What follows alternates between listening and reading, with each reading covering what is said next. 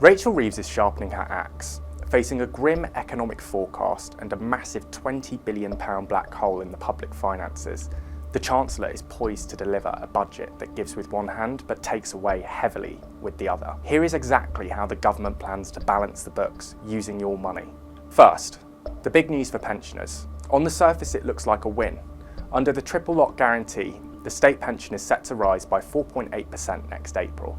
That lifts the full new state pension to just over £241 a week or £12,540 a year. But there's a sting in the tail. While the pension goes up, the Chancellor is expected to extend the freeze on income tax thresholds right through to 2030. This stealth tax creates fiscal drag, a process where as your pay rises, more of it is taxed at higher rates even though the tax bands haven't moved and the rates haven't changed. This means state pensioners are likely to start paying income tax from 2027. But a 2-year extension to 2030 would hit far more than pensioners.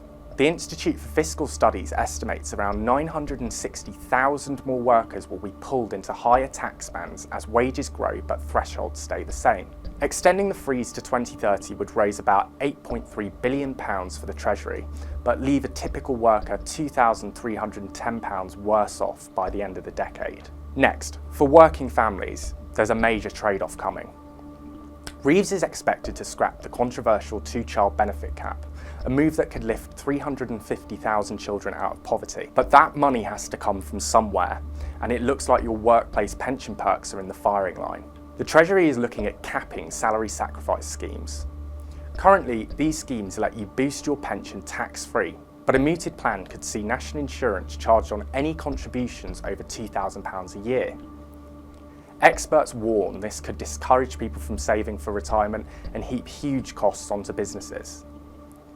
Then there's the property market. This is being framed as a Robin Hood move. The Chancellor is planning a surcharge on mansions worth more than £2 million, adding a levy to their council tax bills to raise around £450 million. The silver lining? The cash could be earmarked to help first-time buyers.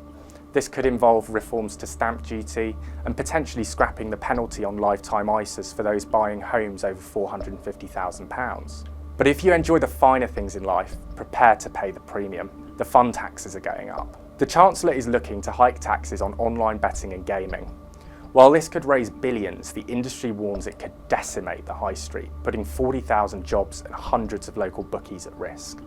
Planning a holiday? Even a staycation won't be safe. Mayors in England will likely get the power to charge a tourist tax, a levy on overnight stays in hotels and Airbnbs to fund local services. And the daily grind is getting more expensive too. For drivers, the 5p cut to full duty is almost certainly gone, costing the average motorist £100 a year. Electric car owners aren't exempt either. They could face a new 3p per mile road levy. Even catching an Uber could cost you more, with plans to slap 20% VAT on private hire journeys. Finally, the sin taxes. Alcohol duty looks set to rise by 4.5% in February.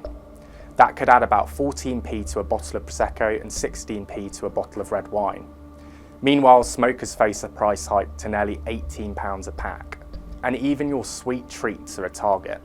Milkshakes and frappuccinos could lose their tax exemption if they're high in sugar, driving up prices at the cafe counter.